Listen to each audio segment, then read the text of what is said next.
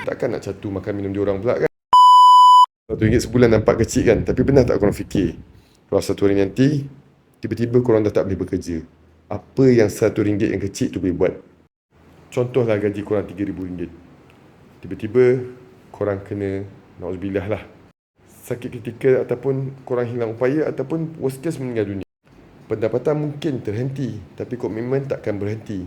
Rumah tetap kena bayar, kereta tetap kena bayar, anak isteri tetap perlukan duit. Takkan nak catu makan minum diorang pula kan. Okey, sekarang bayangkan ada perlindungan RM100,000. Okey, RM100,000 tu kita bahagi dengan RM3,000 gaji korang tadi. Lebih kurang 33 bulan, hampir 3 tahun gaji korang. So, nampak tak RM100 tadi kecil tak yang kita keluarkan setiap bulan? Kita ibarat boleh sediakan satu klon diri kita di masa kita tak boleh lagi bekerja. Sebab tu jangan tengok duit RM100 tu sebagai duit yang hilang, tapi tengok dia sebagai persediaan kita untuk hari yang kita tak mampu. Jangan lupa isi beg kuning.